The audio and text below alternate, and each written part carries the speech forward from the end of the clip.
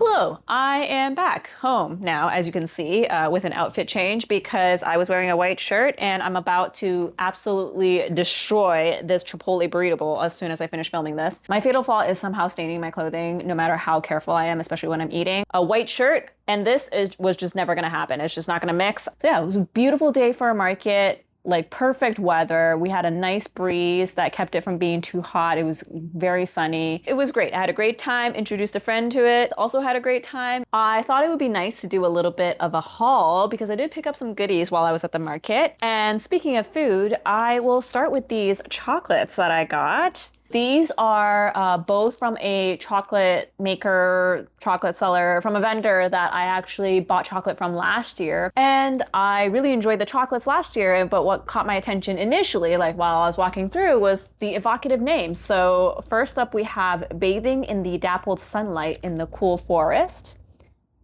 And as you can see, this is dark chocolate with spruce, balsam, cedar, and crunchy nibs. And then the other one is Anticipating the Arrival of Your Ringside Romance at the Cottage. What does that remind us of? I did actually end up asking the chocolate maker if this was inspired by Heated Rivalry, and she said yes, it actually was. This is how she processed the show. Of course, I had to get it. And the flavor of this is vodka ginger fizz dark milk chocolate, which I think is such a fun combo because we have vodka for Ilya and ginger for the ginger ale that Shane loves. And the fizz part is actually popping candy. As you can see, I did try a little bit of both of these already. Oh my gosh, the wind really did a number on my hair. It's fine. Okay, let's check this out. Ooh, okay. You can see the actual bits. I'm very curious how this is gonna taste. If it just tastes like I'm eating a tree, I don't know if that's gonna be the best, but oh my God, I cannot get this out. Remove yourself from the, okay, figured it out. Here we go. Okay. It actually is not as woodsy as I expected. I don't actually really taste tree, and maybe that's a good thing. It mostly just tastes like chocolate, but because of the nibs, it's crunchier. There's a bit of sea salt on it, which is really nice actually. Oh, okay, I think that piece had more spruce or balsam or cedar. One of the three, all of the three. It's like mostly chocolate with like a little hint of all those trees I just mentioned.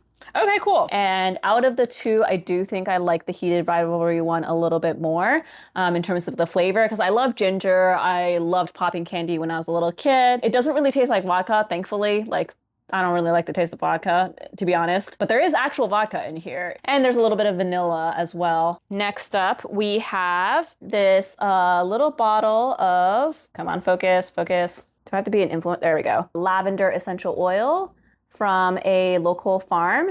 So this is actually based out of, let's see, St. Williams, Ontario. And I actually bought from this same vendor last year as well, but I bought like a full diffuser, like a reed diffuser set. So I thought actually this time around, since I still have the bottle and like I can get a new set of reeds for cheap and some carrier oil, I would just like refill the bottle with the lavender essential oil that this lavender farm produces and then just kind of keep it going. So that's the plan for this. Speaking of nice smelling things, we have this candle that I bought also. And this is a candle maker based out of Toronto. First of all, look how beautiful that inside packaging is. And then this is the actual jar itself. So it's got this like really nice sort of brushed outside, kind of almost concrete looking, but I don't think it's actual concrete. I think it's ceramic. And it's got this like sort of wax seal detail here, which is really nice. And the scent that I got is called The Alchemist, and that's eucalyptus and rosemary.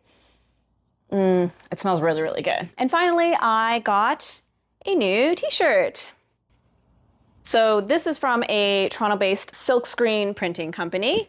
And yeah, I like the design. I like the color. I actually had a t-shirt that was very similar in appearance to this, like minus the design, of course, in the past. And not that long after I got it, I ran it through the wash and it emerged with these like weird blue-green streaks across like a portion of it that just completely ruined the aesthetic of the shirt. I don't like separate my darks and lights or whatever, but I've done this for most of my life and it's been fine. I don't know what exactly happened during that particular load of laundry, but it ruined the shirt and I was upset about it. So this is actually very similar, but I like the design even better. This was a win for me. And that's my little haul of everything I picked up at the market. Let's talk about the book. So I didn't get very far, as you can see. I read about 27 pages or so. And so far, I've gotten an introduction to our main character. So she is a single mom of a 12-year-old daughter named Eva Mercy.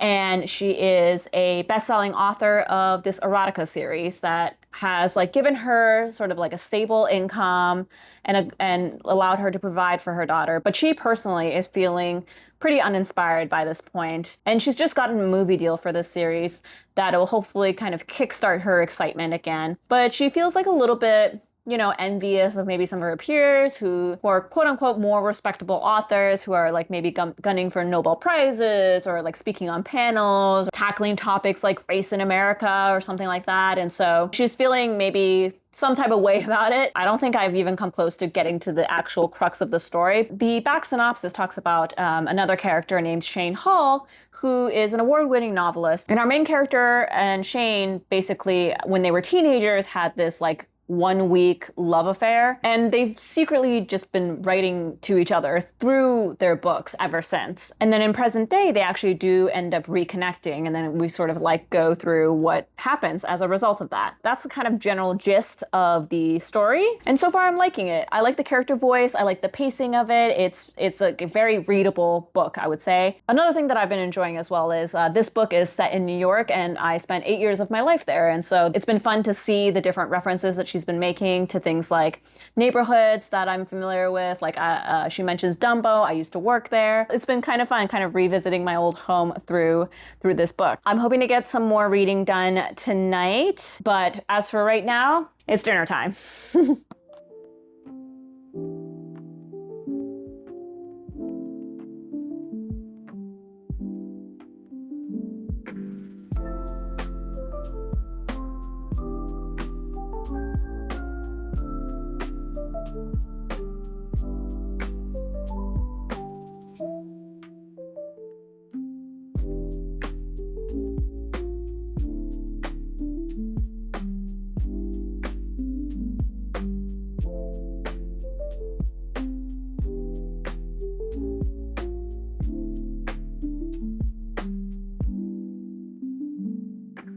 Hi again. It is the next day, and contrary to yesterday's beautiful sunny weather, today is in fact extremely gray, rainy, and foggy, which is honestly kind of cool. The fog, I mean, because I live in a high rise and it always offers like a very cool view where all of the other high rises in the area get obscured, and I just it's got this like spooky kind of feeling to it.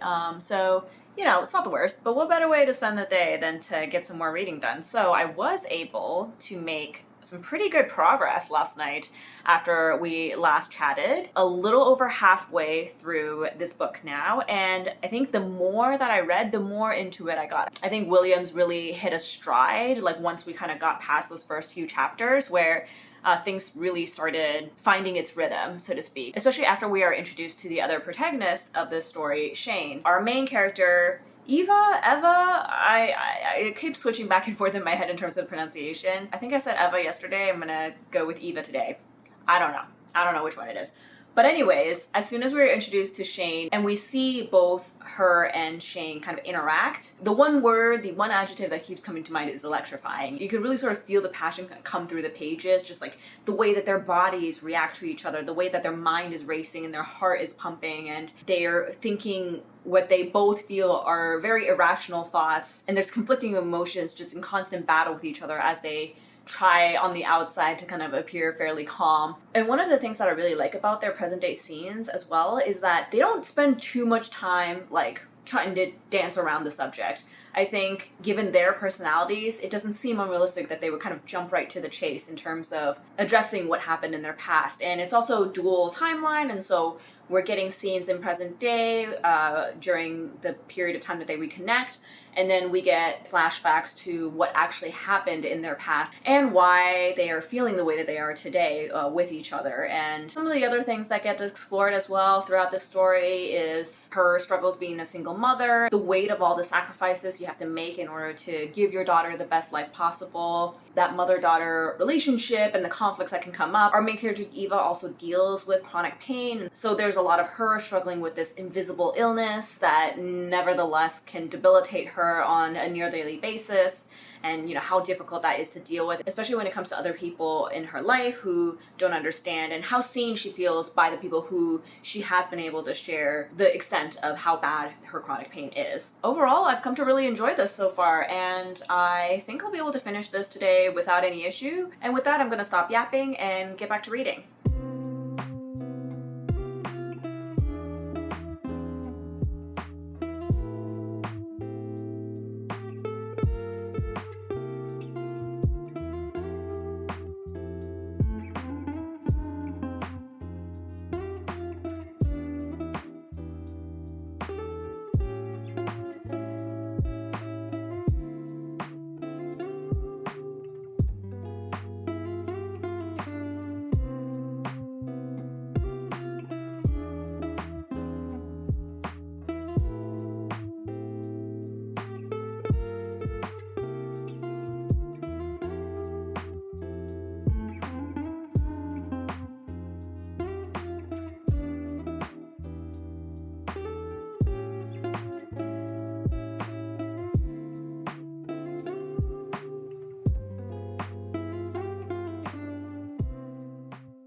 Welcome back. It has been several hours. I have, in fact, finished 7 Days in June by Tia Williams. That last half of the book really did fly by. I basically kind of sustained the level of enjoyment, maybe dipped like ever so slightly, and I'll explain why in a second. But overall, I still had a great time throughout the rest of the book. I was eager to find out just how Shane and Eva's relationship would progress and where they would end up.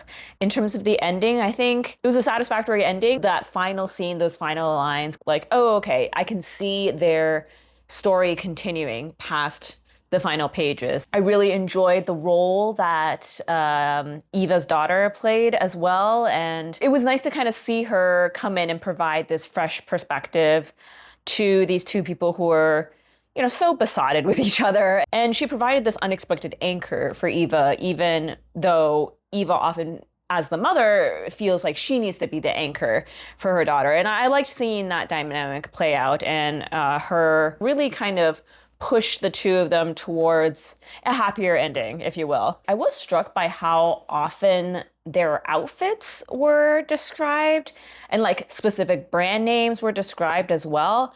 And it did get to the point where I almost felt like if this were a movie, for instance, I would feel like all of these were product placements. But when I got to the back and I actually read about the author, turns out she's been a beauty editor for magazines for 15 years and is currently an editorial director at another beauty company. And so this makes a lot of sense now. Like she's very well versed in the beauty world, where the fact that like borrowing an Alexander McQueen dress is like a notable enough thing to mention. This all checks out. And a lot of this is also based on the author's real life lived experience. The author also has experienced chronic migraine since she was a kid. And she also shares a similar background to the main character. And so she put a lot of herself into this book. And the author is based in Brooklyn as well. So these glitzy New York City parties, along with all of the landmarks that get mentioned, it makes sense that she would kind of put all of these into the book as well. It did start to get a little bit much for me towards the end. And that's kind of why my enjoyment dipped just a little bit, because